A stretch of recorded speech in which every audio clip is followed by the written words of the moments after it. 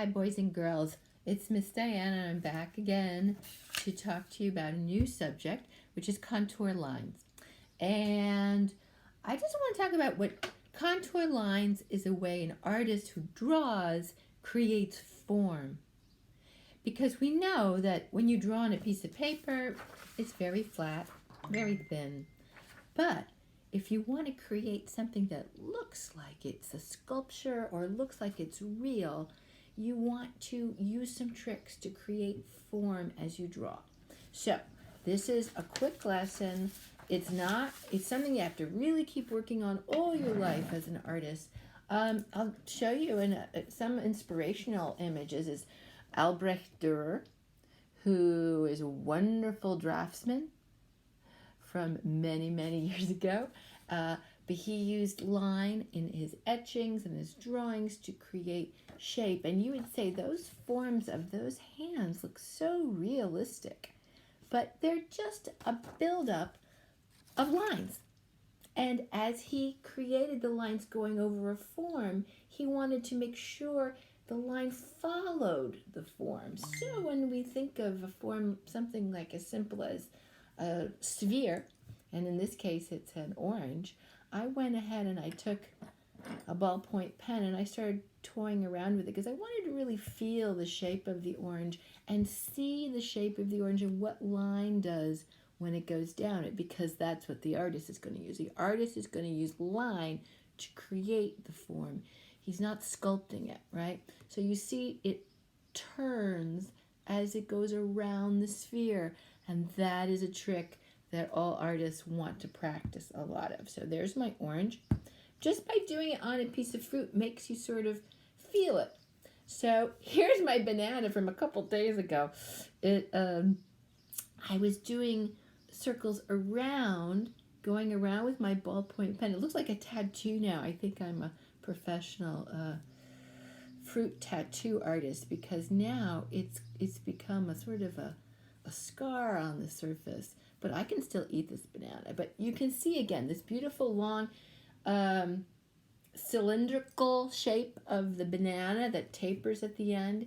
It's very cool. But to see the shape of it, it also goes around. So if I was drawing a banana, I would want to have my lines be creating the shape as it goes around. And by drawing on it helps.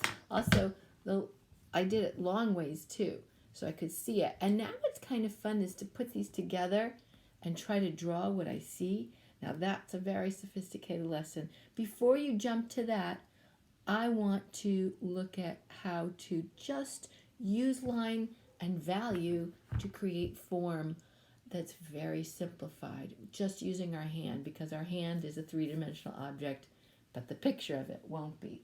And you can see, here's my finished product. We're going to create on a piece of paper using a pencil.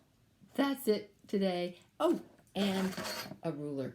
Okay, so you're going to start out with a blank piece of paper. You're going to lay it down on your tabletop down here, not up here. This is just so you can see. And I'm going to draw my hand by tracing around it. And I'm holding my pencil really straight up and down.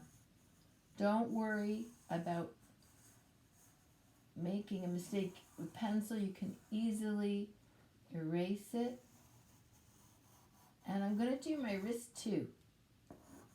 Let's see how it came out. Let's see. So, let's see. There's what I see. It's sort of a shadow shape. It's a silhouette of my hand, right? And I did make an error. How can I correct that? I'm going to attach what I know to be true, which is going to connect those together. I'm not even going to worry about that, but a little erase. Next, we're going to put in a background behind my hand. My hand is just a flat form right now. It doesn't have any shape to it, but we want to give it some shape. So we're going to play with an optical illusion. We are going to, using our ruler, now you could do this with a ruler and be very fine with it, or you could just wing it. But I think it's better to start with a ruler, okay?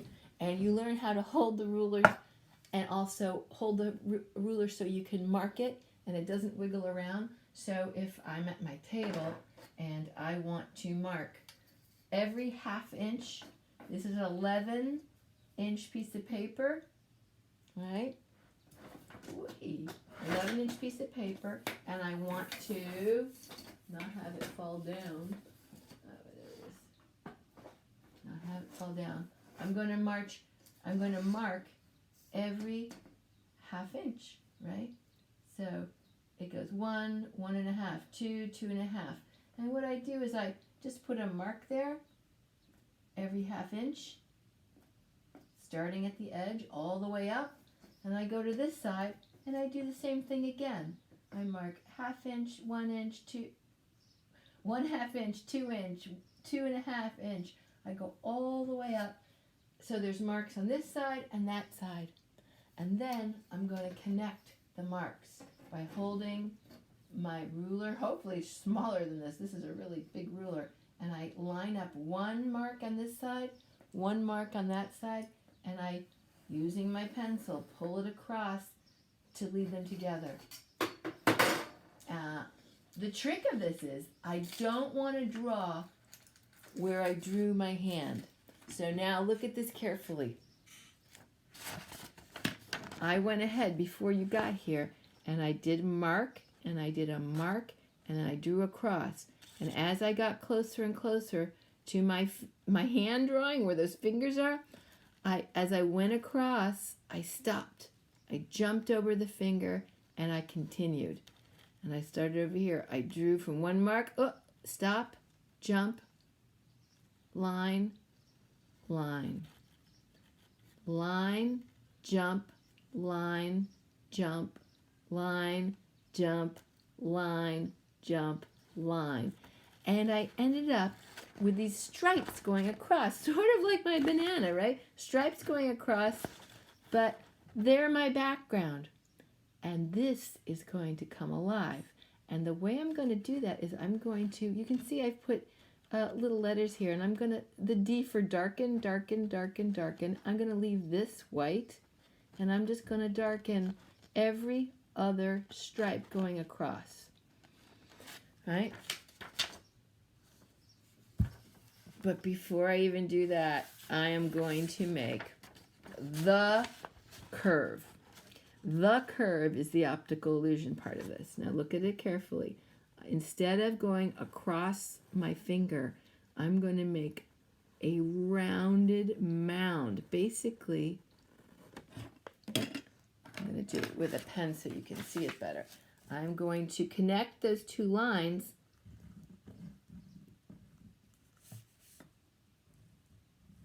by putting a curve shape between them. Okay, now let's see if you can see. Instead of going straight across my finger, I made a little mountain, and I made a little mountain, and I made a little mountain, connecting those two shapes. The more you make it a lump, go for it. Don't make it flat. Make it a real little hill, okay?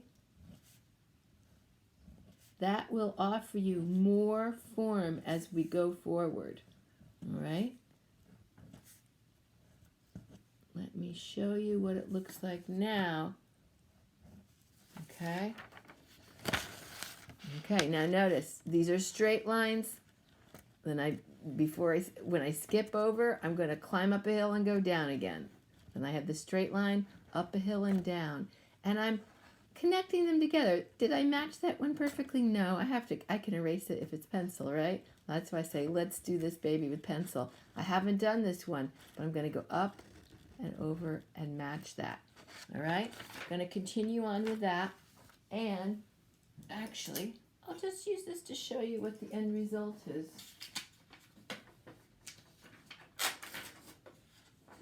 We look at it carefully. I did my jump, and then I went back with line. And that's the fun part of this, is that you can I made lines with my pencil. Lines with my pencil that were straight where the straight line is.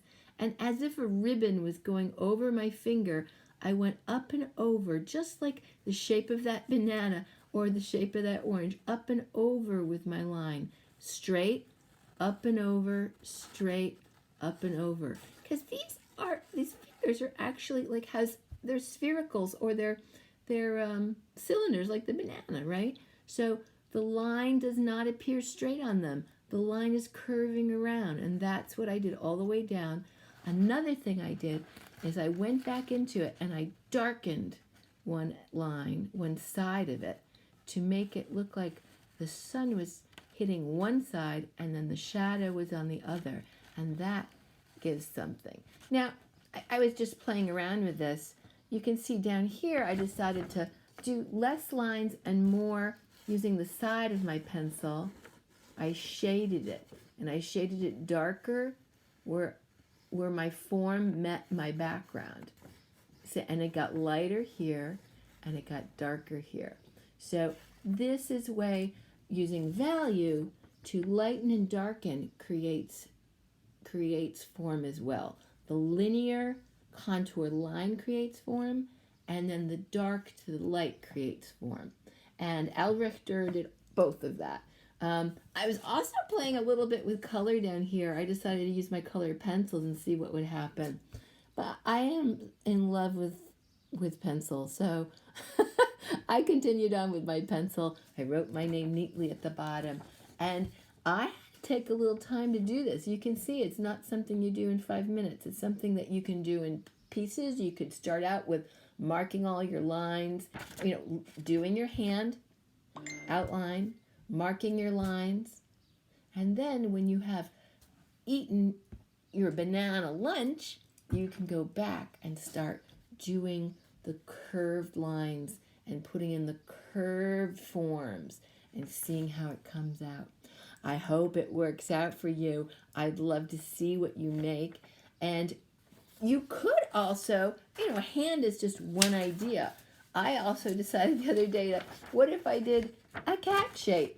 And I just made up a cat shape. It was pretty successful. I was looking at a figurine I have, and I just sort of said, okay, I know it has 4 legs. I know it's kind of got a rectangular body, and I know as soon as you put those ears on there, people think cat, and the tail is a giveaway. And the tail reminds me of our fingers, right? And I was playing with trying to do it, and I wasn't sure how to, so I was figuring it out. But you could see you could do lots of different simple shapes, probably are best for this. You could do your brother or sister's hand or a parent's hand. You don't have to do your own. Or once you get good at it, you could do one for everyone in your family. And they make good cards and things to remember you by. You can add words to it on the areas that you don't fill in. You can really be creative with it. And then you can take a picture and send it to me. All right? Have a great day. I hope you're well.